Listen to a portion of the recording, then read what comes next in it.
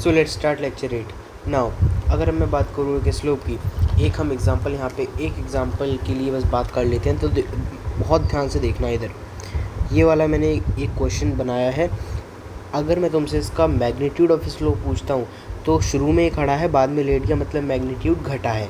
और ये हंसता हुआ फिगर बना रहा है, मतलब कि इसका स्लोप इंक्रीजिंग है, लेकिन मैग्नीट्यूड डिक्रीजिंग है। बात यहाँ पे ख़त्म हो चुकी है, डन हो गई। और स्लोप इंक्रीजिंग क्यों है? वो हंसता हुआ रामलाल वाला आप सोच सकते हो, या फिर ऐसे भी सोच सकते हैं कि देखो कंसेप्ट तो मेन मतलब कि ये है कि ये शुरू में नेगेटिव से पॉजिटिव जा रहा है, और स्लोप में साइन मैटर करता है। तो नेगेटिव से पॉजिटिव जाने का मतलब इंक्रीज़ होना है। तो इसलिए हमारे स्लोप यहाँ पे वैसे इतना कुछ जानने की ज़रूरत नहीं है। अगर हंसता हुआ रामलाल बन रहा है तो स्लोप इंक्रीजिंग है, रोता हुआ रामलाल बन रहा है स्लोप डिक्रीजिंग है। पहले हॉरिजॉन्टल था, बाद में वर्टिकल हो गया तो मैग्नीट्यूड ऑफ स्लोप इंक्रीजिंग है, और पहले वर्टिकल था, बाद में हॉरिजॉन्टल हो गया तो मैग्नीट्यूड ऑफ स्लोप डिक्रीजिंग है। बात यहाँ पे ख़त्म हो चुकी है। अब अगर ये वाला है तो यहाँ पे स्लोप पहले वर्टिकल था, बाद में हॉरिजॉन्टल, मतलब पहले डिक्रीज़ हुआ, फिर यहाँ पे इंक्रीज़ हो गया, और स्लोप तो शुरू से ही डिक्रीजिंग है। क्वाड्रेटिक इक्वेशन की बात करें तो ax² plus bx plus c को, ये हमारी क्वाड्रेटिक इक्वेशन होती है। इसमें a हमारा 0 नहीं हो सकता अगर क्वाड्रेटिक इक्वेशन बनानी है। फॉर्मूला होता है x बराबर b² plus minus √b² minus 4ac upon 2a। यहाँ पे अगर b² 4ac के बराबर है, b² 4ac के बराबर है तो उसकी केवल एक रूट होगी। b² 4ac से बड़ा है तो उसकी यहाँ पे कोई भी दो रूट होंगी।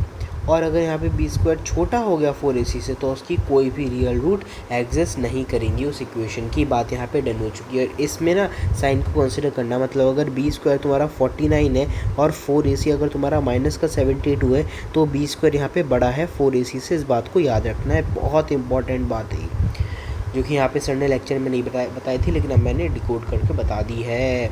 सम ऑफ रूट क्या होता है? x1 प्लस x2 अगर यहाँ पे तुम करोगे तो माइनस b/a आएगा, और x1 मल्टीप्लाई बाई x2 करोगे तो c/a आएगा। बात डन हो चुकी है। मेथड 2 होता है रूट को निकालने का, middle term splitting. Middle term splitting तो बहुत आसान है। मिडिल टर्म स्प्लिटिंग को समझाना थोड़ा सा बहुत कम टाइम में मुश्किल होता है, लेकिन हम इसे एक क्वेश्चन के ज़रिए बहुत अच्छे से समझ सकते हैं। जैसे x² माइनस 7x प्लस 12 बराबर 0 है, तो यहाँ पे a और 12 की मल्टीप्लाई करनी पड़ेगी तो 12 आएगा, मतलब हमें 12 चाहिए। 4 3 से क्या होता है?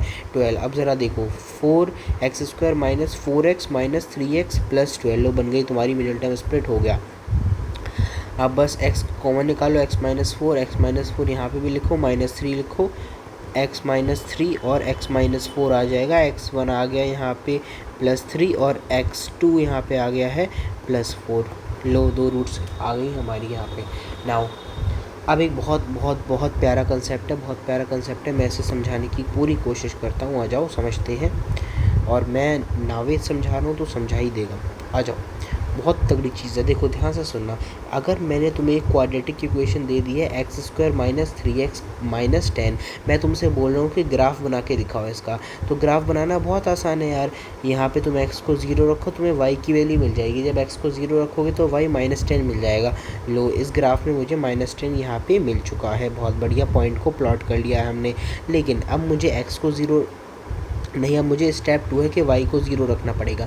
y को 0 रखोगे तो तुम्हें क्वाड्रेटिक इक्वेशन जो बनी हुई है इसे सॉल्व करना पड़ेगा। सॉल्व करोगे तो x की दो वैल्यू निकल के आएंगी।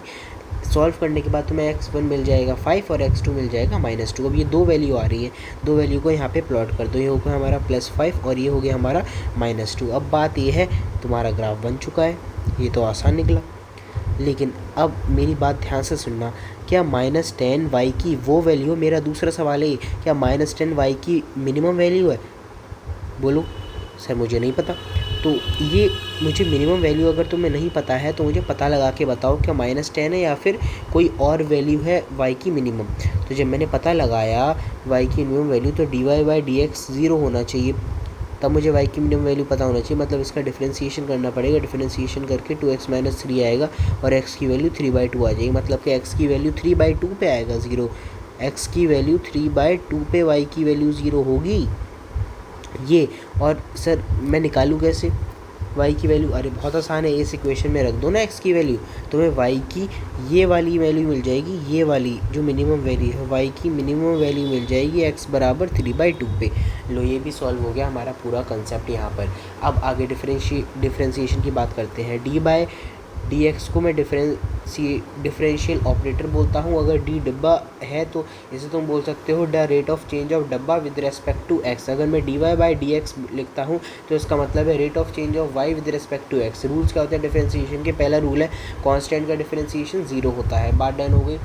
यहाँ पे साइन 45 का करोगे तो साइन 45 का एक कांस्टेंट नंबर आएगा, उसका कॉस 45 नहीं होगा तो इसका भी 0 हो जाएगा। और मान लो कोई कंडक्टर है, चार्ज कंडक्टर है, और उसके इनसाइड में मुझे इलेक्ट्रिक फील्ड निकालनी है, तो इलेक्ट्रिक फील्ड का फॉर्मूला होता है -dv/dr। अंदर में जो वोल्टेज होगा, मतलब कि जो पोटेंशियल होगा v, वो हमारा कांस्टेंट होता है, तो कांस्टेंट का फिर से 0 हो गया, मतलब इलेक्ट्रिक फील्ड इनसाइड 0 होगी कंडक्टर की। d/dx का 0 होगा, dg/dx का भी 0 होगा, दोनों कांस्टेंट है। पाई की वैल्यू तो एक फिक्स ही होती है और ग्रेविटेशनल कांस्टेंट तो कांस्टेंट ही है। रूल 2 आता है डिफरेंशिएशन ऑफ अलजेब्रिक फंक्शन, मतलब y बराबर x की पावर n लिखता तो सिंपल n बाहर आ जाएगा और एक 1 माइनस हो जाएगा। रूल 3 है हमारा डिफरेंशिएशन ऑफ एक्सपोनेंशियल ट्रिगो या log function. D sine theta by D theta की वैल्यू होती है cos theta, D cos theta by D theta की वैल्यू आएगी minus sine theta, D sec theta by D theta आएगा sec theta tan theta, D tan theta by D theta आएगा sec square theta, D E की power X by D X आएगा E की power x, वो वैसा ही रहेगा। और D log E D on the base of E log D log x on the base of E by D x हमारा आएगा यहाँ पे 1/x, उल्टा हो जाएगा जो भी नंबर लिखा है यहाँ पे। डन हो गई बात।